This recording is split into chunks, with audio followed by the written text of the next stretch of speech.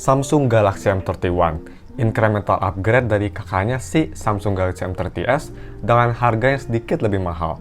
Tapi apakah worth it untuk dibeli? Yuk langsung aja kita ke reviewnya.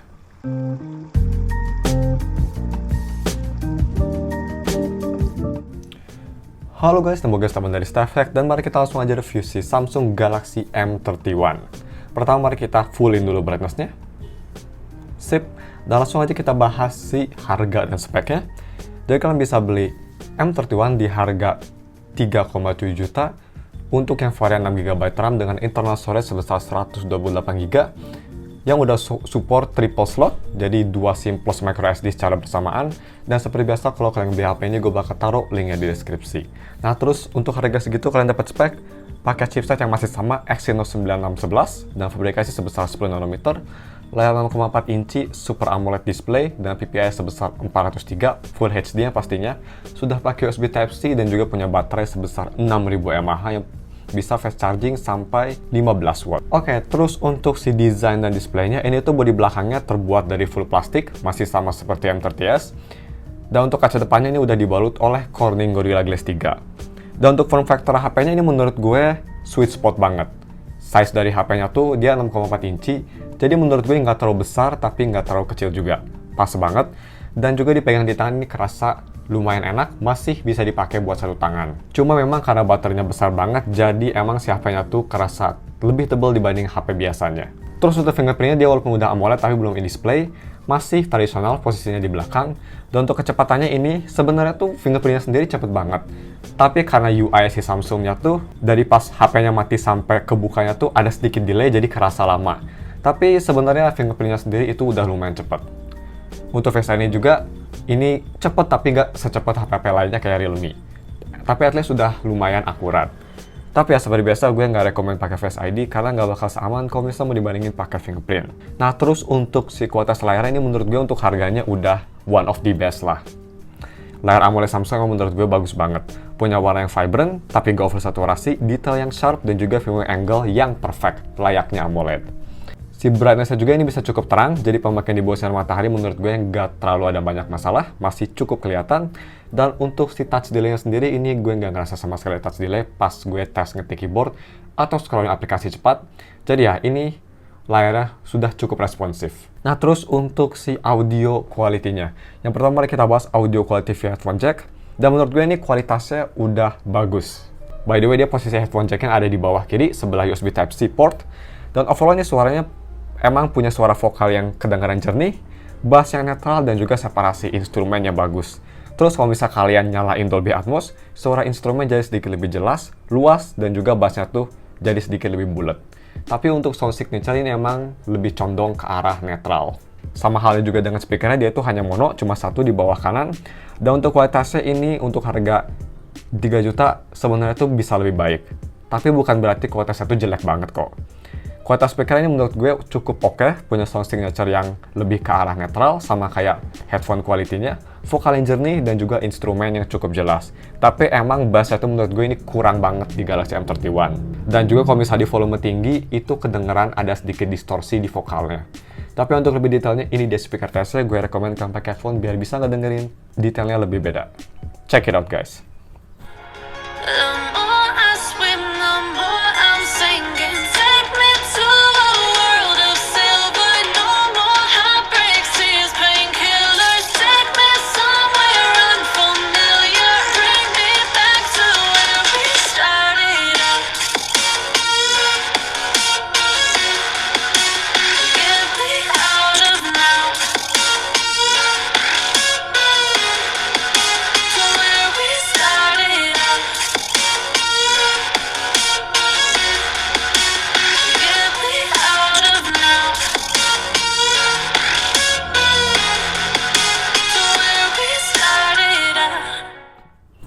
Nah terus selanjutnya untuk si kualitas kameranya atau kamera quality-nya, ini salah satu upgrade yang lumayan besar dari M30s.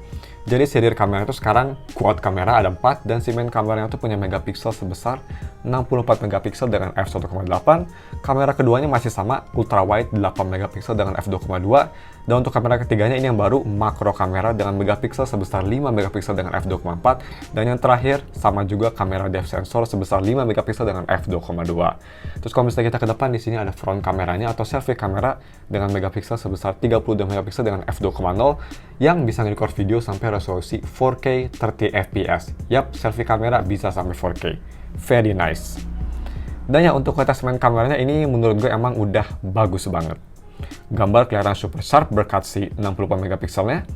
Dynamic range bagus dan juga punya warna natural, terus kontrasnya juga ini cukup bagus. Kalau misalnya mau dibandingin sama kakaknya yang sebelumnya, Galaxy M30s, foto di M31 emang kelihatan sedikit lebih detail. Tapi ada satu hal yang bikin kelihatan banget berbeda dengan M30s, yaitu dari si ketajaman fotonya. Gak tau kenapa di M30s tuh fotonya tuh terlalu over sharpen atau terlalu tajam. Jadi kayak ada rege-regenya. Tapi kalau di M31 ini fotonya tuh kelihatan lebih natural tapi masih detail juga. Nah terus untuk si kamera ultrawide-nya, ini sama persis kayak M30s kok kualitasnya. Gambar masih punya temperatur warna yang gak beda jauh dengan main kameranya, which is nice. Terus punya warna yang natural, tapi emang detailnya yang pastinya karena cuma 8 megapiksel nggak sebagus si main kameranya. Nah terus yang baru itu si makro kameranya. 5 megapiksel, dan menurut gue ini kualitasnya udah cukup bagus dibanding dengan makro kamera Realme. Menurut gue sedikit lebih bagus di M31. Dia punya warna yang tidak terlalu pudar, cukup colorful, punya detail yang cukup oke, asalkan kalian ngambil fotonya tuh di tempat yang pencahayaannya cukup banyak, kayak misal di luar atau di studio yang punya lampu banyak. Kalau misal kayak di rumah atau di ruangan, emang fotonya tuh jadi kelihatan kurang bagus. Dan untuk si foto low light-nya, yang menurut gue ini kualitasnya sama kayak HP-HP 3 juta lainnya. Yang pertama yang pastinya udah ada dedicated night mode, dan kualitas gambarnya ini emang cenderung terang, detailnya cukup oke dan juga punya warna natural, cuma kadang-kadang si kameranya tuh sedikit susah fokus kalau misal gambarnya terlalu gelap. Nah terus yang terakhir untuk si selfie kameranya, ini juga menurut gue udah bagus banget. Gambar kelihatan detail, warnanya vibrant, dan surprisingly dynamic range-nya cukup oke untuk kamera depan. Terus yang terakhir untuk si video recording, kalau misalnya kita ke kamera, back dulu, terus ke video, dan ke settings. Di sini bisa kita lihat kamera belakang juga sama, bisa nge-record sampai resolusi UHD atau 4K di FPS 30. Dan ya, untuk sampelnya akan di-record pakai resolusi tersebut. Jadi ya, check it out guys. Oke, jadi ini video recordnya pakai resolusi 4K 30 FPS. Paling tinggi, mari kita fokusin ke si figure. Fokus, come on. Oke. Kita coba tes stabilisasinya gimana.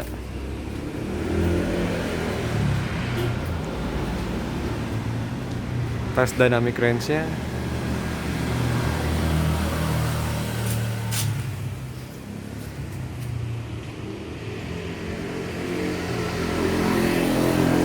Dan ya, kalian bisa nilai di bawah gimana. Kalau di sini sih kelihatannya vibrant banget dan sangat detail.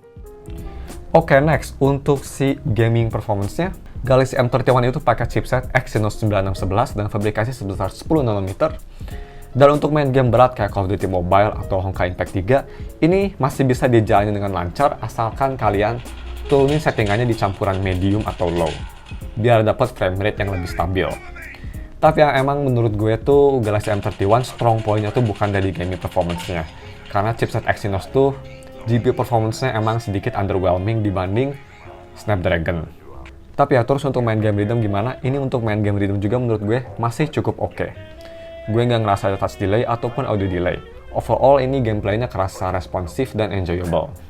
Terus selanjutnya untuk si UI experience-nya, ini yang pastinya udah paling baru, sudah pakai One UI 2.0 yang berbasis Android 10. Dan ini personal opini gue, tapi di antara semua skin Android kayak Realme OS atau MIUI, sebenarnya gue paling favorit itu sama One UI. Kedua itu MIUI. Kenapa? Karena si OS-nya tuh kerasa polish, konsisten, sama ya kerasa profesional aja dibanding kayak Realme UI atau OS Vivo. Tapi ya itu cuma opini gue aja. Dan ya, untuk si pemakaian sehari-hari ini menurut gue udah cukup lancar banget. Berkat RAM yang besar 6GB, ini multitasking nggak ada masalah sama sekali, no problem. Keluar masuk aplikasi juga kerasa cukup cepat dan lumayan responsif. Terus yang terakhir untuk si diorama infonya. Diorama infonya dia juga udah Wi-Fi L1, artinya apa? Artinya kalau kalian suka nonton Netflix atau Amazon Prime Video atau streaming service lainnya, kalian bisa nonton aplikasi tersebut di resolusi yang paling tinggi sampai Full HD kalau misalnya di HP ini, which is very nice. Dan ya, untuk yang terakhir mari kita bahas di battery life atau ketahanan baterainya. Ini salah satu strong point banget dari Galaxy M31. Jadi dia tuh punya baterai yang emang besar banget, 6000 mAh yang support fast charging sampai 15 watt. Tapi charger bawaannya ini hanya sampai 10 watt. Tapi at least dia udah support adaptive fast charging. Jadi ngecasnya walaupun 10 watt bisa cukup cepat. Dan ya untuk ketahanan baterainya gimana? Ini menurut gue untuk ketahanan baterainya nggak usah diraguin lagi. Dengan baterai yang besar dan chipset yang cukup efisien, Galaxy M31 bisa tahan sampai 2,5 hari atau kalau misal kalian light user bisa sampai 3 hari lebih. Untuk gue personal, gue bisa tahan sampai 2,5 hari dan pemakaian gue yang lumayan enteng, hanya sosial media, sedikit scripting dan juga nonton video yang pastinya. Dan gue juga bisa dapat screen on time yang lama banget, bisa sampai 12 jam 20 menit. Impresif banget. Terus untuk si charging speednya ini gue ngecas yang pastinya pakai charger bawaan.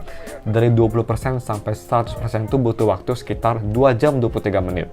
Yang memang kedengeran kayak lama banget, tapi menurut gue untuk baterai yang kapasitasnya segede ini, itu sebenarnya lumayan cepat loh guys, gak lama-lama banget.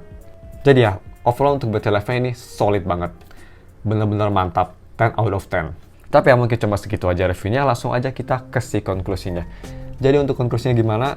Menurut gue, Galaxy M31 tuh incremental upgrade yang cukup worth it dari si predecessor-nya Galaxy M30s. Punya kualitas layar yang one of the best di kelasnya tetap. Terus juga punya kamera yang sekarang di-upgrade dan makin bagus. Dan tentunya yang terakhir kapasitas baterai yang gede banget, yang bisa bertahan sampai 2 hari tanpa harus ngecas. Dan menurut gue M31 itu nggak bisa dibandingin sama HP yang performance oriented kayak Realme 6. Karena mereka berdua tuh menurut gue ngincer target demografik yang berbeda. Tapi ya overall gue rekomen banget Galaxy M31, terutama buat kalian para power user yang butuh baterai besar dan juga layar yang punya kualitas top tier. Tapi ya seperti biasa kalau kalian beli HP ini gue bakal taruh link di deskripsi. Oke deh guys, mungkin cuma segitu aja videonya. Mohon maaf kalau misalnya kesalahan atau ada fitur yang kelewat. Jangan lupa like dan subscribe, terus juga klik notifikasi bell. Jadi kalau misalnya gue buat video, kalian bakal langsung notifikasi. Thanks for watching, we'll see you in another video. Bye.